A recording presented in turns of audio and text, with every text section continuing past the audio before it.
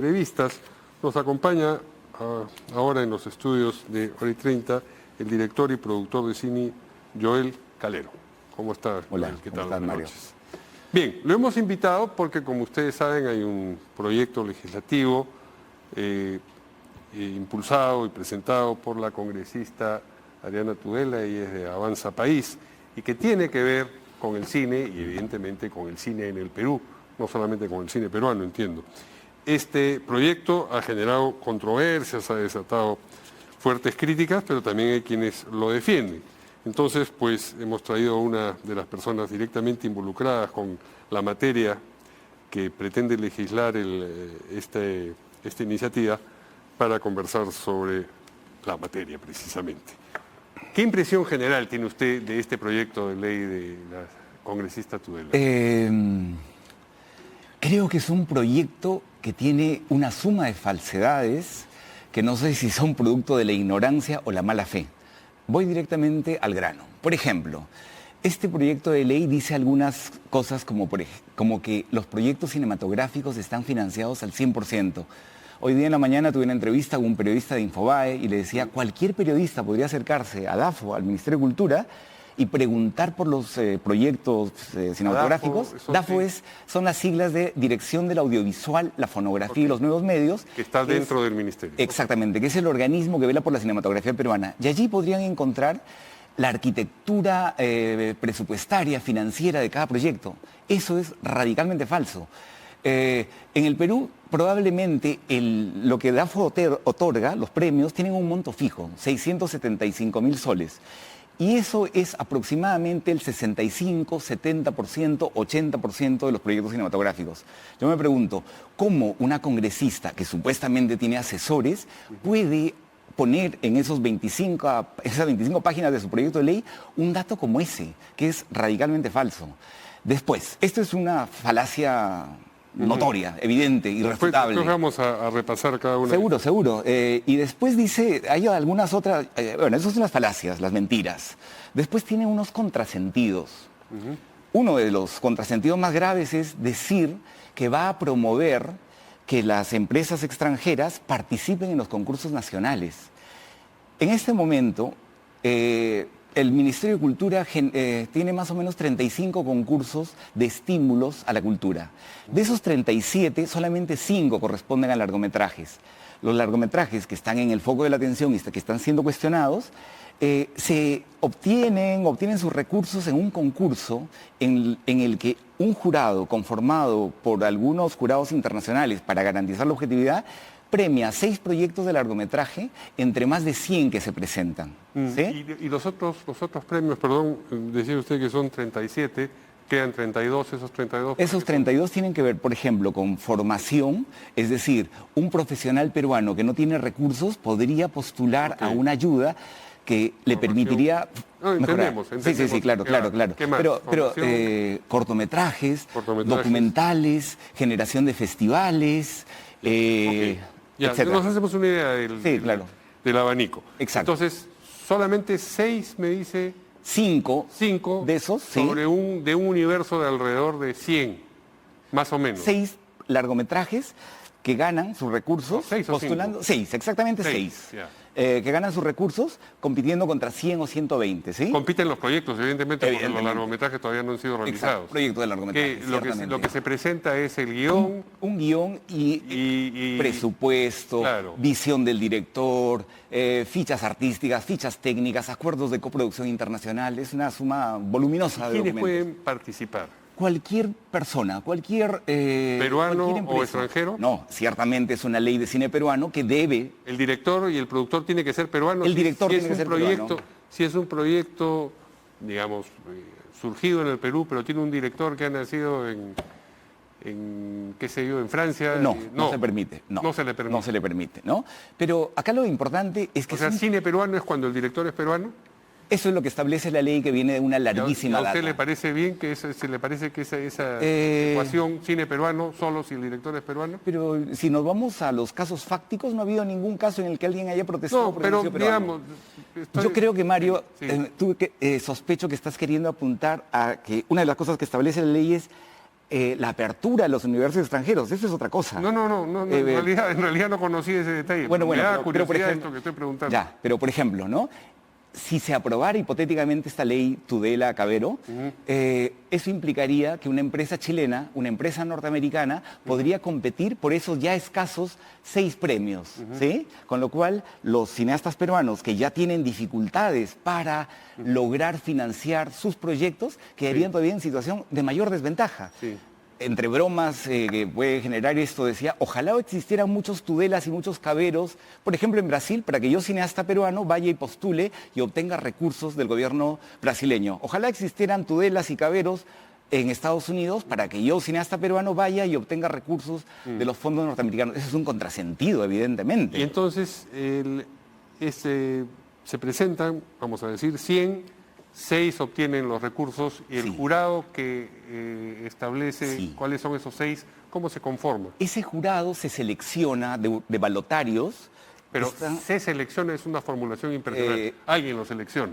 No, cuando te digo se selecciona, bueno, impersonal porque depende de la suerte. Es un sacan y dice, se hace una lista. Se hace una lista. Se hace una lista y literalmente se elige uno y dice, por ejemplo, un guionista extranjero, colombiano, ¿no? ¿Y quién hace la lista? Porque también es un universo. Claro, la lista la establece el Ministerio de Cultura y se pide a los gremios que presenten propuestas, ¿sí? ¿Para qué? Esto tiene un sentido, buscar la objetividad, ¿no? La no arbitrariedad, la objetividad me imagino que debe ser imposible, ¿no? Exactamente. O sea, reducir la arbitrariedad. Reducir la arbitrariedad. Ya, y ¿cuántos integrantes tienen esos jurados? Normalmente 6. 6. ¿Y de un universo, de un balotario de cuántos? Sospecho que de 30. 30. Bueno, digamos, la posibilidad es buena, una vez que te ponen en el paquete de salir elegido, ¿no? Sí. Evidentemente cada año cambian los jurados, ¿no? ¿Verdad? Se trae un productor argentino, un guionista Pero ¿quién colombiano. decide este jurado sí y este jurado no entra al balotario? El Ministerio de Cultura. El Ministerio de Cultura, a través del organismo de DAFO. Ya, pero, digamos, estoy tratando de rastrear las suspicacias que esto genera, porque ahí hay un ingrediente político, y se puede decir que si está la gestión X en el Ministerio de Cultura, puede ver con mayor simpatía a los jurados A, B, C, y no a los jurados D, E, F, ¿o no? Yo consideraría que no. Que no. Que no. Porque finalmente, o sea, es más, podríamos hasta revisar la lista de los jurados. No, estamos hablando solamente de una cuestión principista. Yo digo, porque si digamos, en otros lugares donde la gestión se ve tocada por la política, por ejemplo, en Petroperú, ¿no? Uno dice, ¿y por qué no en el Ministerio de Cultura podría estar sucediendo lo mismo? Es justamente, decir, se orientan los proyectos a través de la selección de determinados jurados que tienen determinadas características. Sí, pero bueno, yendo en concreto a eso, si es que allí hubiera una hipotética suspicacia, estos son productores o personalidades reconocidas del ambiente cinematográfico iberoamericano, ¿no? Y justamente, pero esto que te estoy comentando tiene únicamente que ver con los largometrajes, que son finalmente los premios más importantes. Ciertamente los que más plata reciben también. Lo que más plata reciben, claro, más te decía el monto, 675.000, que es de todas maneras insuficiente para producir un largometraje en el Perú, ¿no? Entonces, si ya viene siendo insuficiente, ¿qué ocurriría con esta hipotética ley que promueve la congresista Tudela, que ahora dice que además restringiría el 50%? Y entonces allí hay que tener un conocimiento de cómo se arma la estructura financiera de un largometraje. Yo te pongo de ejemplo, mi propia película. Mi película recibe... ¿Tú has recibido Por supuesto. una financiación? Claro, soy director de cine. Bueno, pero puede haber directores de cine que no han recibido ninguna. Es que... Porque se han presentado al concurso y no han ganado. Sí, claro, pero entonces no son directores de cine, porque no han hecho la película. No, pueden no haber hecho esa y han hecho otra, hombre. Seguramente, pero por ejemplo, eso que dices es bien interesante. A grosso modo, en el caso de concreto del cine peruano, nosotros podríamos hablar que hay 2 tipos de cine. Un cine eminentemente comercial, que tienen otra estructura de financiamiento. Una película como A su madre, de las más exitosas, 11 machos, soltera, viuda, divorciada, casada, qué sé yo. Es un cine que se rige por las leyes del mercado, que evidentemente no recibe ayudas financieras del Estado peruano, y hay otro cine que, para ponerle alguna nominación, podremos llamar artístico, cultural, autoral. Este cine, y vamos a citar ejemplos concretos, por ejemplo, la película Uña y Pacha, que es una de las películas famosas porque obtuvo muchísimos premios internacionales, la primera película hablada en Aymara, película realizada por un director puneño, etc. Magallanes, de Salvador del Solar en su momento, Retablo, todas estas películas serían imposibles de hacerse, y voy a subrayar categóricamente el imposibles, si no existiera una ley que apoya la producción de estas películas. ¿Por qué? Porque son películas que no van a tener el suficiente público que permita autosostenerse. Y esto no ocurre solamente en el Perú. Yo te diría casi no existe país en el mundo que no apoye directamente este cine, este tipo de cine, ¿no? Porque de otra manera no podría existir. Y claro, ahí la pregunta que seguramente alguien se puede formular es, ¿y por qué es importante que exista?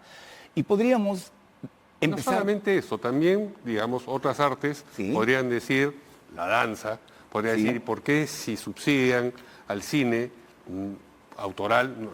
La danza no es que tenga una concurrencia masiva, o la gente que escribe poesía también dice, bueno, caramba, esto de acá no tiene un consumidor. Pareciera, pero no es así. No, estoy mencionando otras artes, los pintores y todo, claro, decir, caramba, pero las 9 musas se ponen en cola y todas quieren recibir el subsidio. ¿Sabes lo que decía Fellini? ¿Por qué demonios no nací pintor? Porque si yo hubiera querido ser pintor, me hubiera bastado un pedazo de tela, unos cuantos óleos y nada más para ser yo Fellini. Pero para ser el Fellini cineasta que soy, necesito muchos millones de liras, muchísimo dinero. Entonces, evidentemente no se puede analogar lo que tú estás diciendo, porque para ser poeta distintas. Yo escribo solo. ¿No sí, bueno, pero tienes que dejar de hacer otras actividades alimenticias. Y ciertamente ningún director peruano vive de ser cineasta.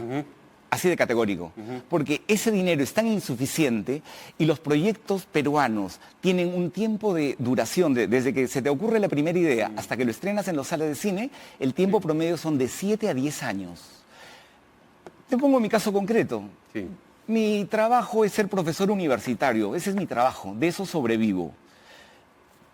Entre tanto, durante 7 años hago una película, ¿no? Entonces, es más, concretamente en la última película ni siquiera cobré, porque no había dinero para poder pagarme yo. Evidentemente quería hacerlo y la hice, ¿no es verdad? Entonces, todo esto, no nos olvidemos, estamos hablando en el contexto de una ley que está utilizando argumentos falaces, inconsistentes, es más, mentiras. Eso es grave, son mentiras.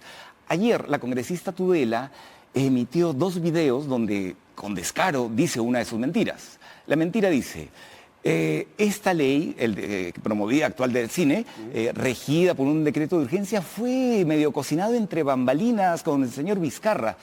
Esa ley tenía 3 años de anterioridad. Esa ley que estaba publicada, estaba a disposición de quien quisiera que estaba en el proceso de elaborarse. No, ya, pero puede ser un proceso largo, pero reservado, o puede ser un proceso largo, pero abierto. No, para nada reservado. Fue el gobierno, el Congreso de Fujimori, que tenía un 73% en su composición, que el que lo promulgó en primera votación, después de una larguísima secuencia de discusiones en las ¿Esa discusión dónde se dio? En el Congreso. En la Comisión de las Cultura, comisiones, probablemente.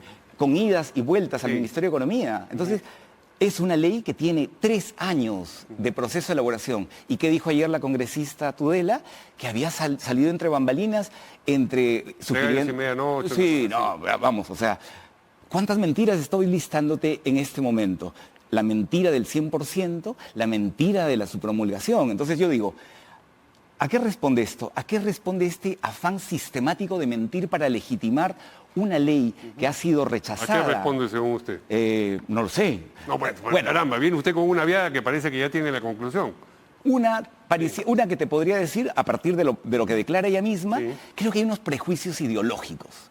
Por ejemplo, dice, esta ley que ha permitido que saquen una película sobre Hugo Blanco, sobre Díez Canseco, sobre Javier Heró, y un cuarto más que me falta ahí, porque fueron 4 personas, ¿no? Entonces pareciera que, claro, lo que no está diciendo que son 4 películas de, por Dios, ¿cuántas? 600 que han habido, 70.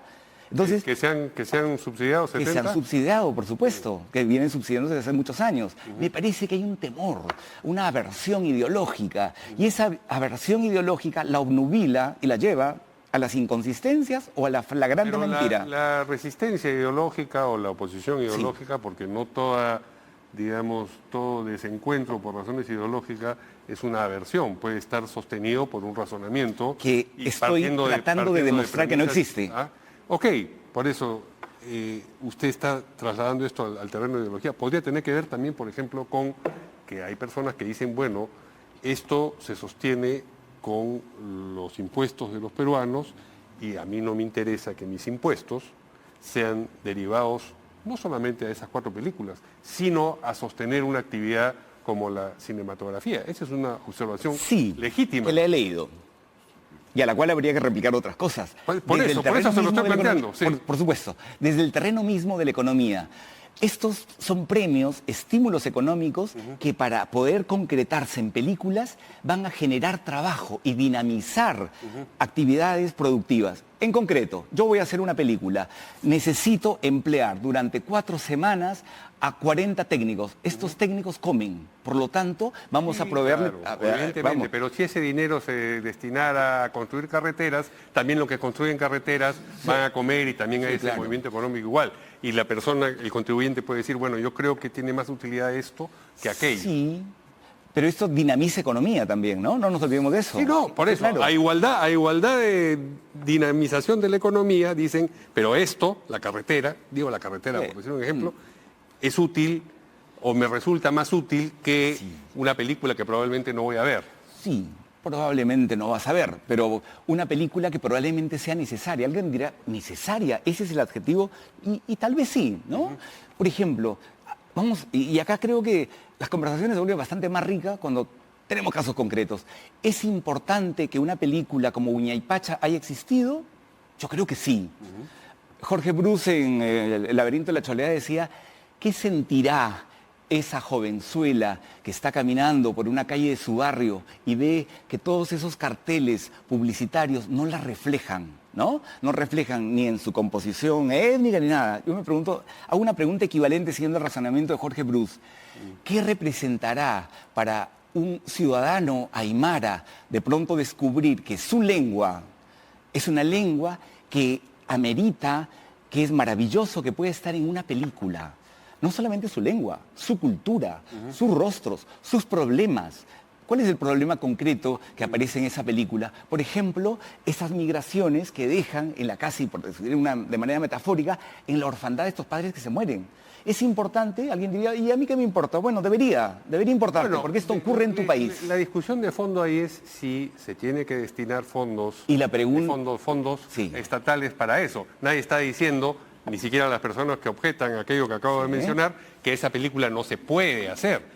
Es decir, esos valores pueden estar presentes. Yo te puedo decir categóricamente que esa película no se haría de ninguna manera si es que no hubiera una participación estatal, como ocurre en Francia, como ocurre en muchos países liberales, Corea, como ocurrió en la Chile de Piñera, como ocurrió en la Colombia de Duque, ¿no? Es decir, gobiernos que aun cuando tienen una economía supuestamente restrictiva y liberal, entienden, comprenden el valor económico y cultural de las películas y lo promueven.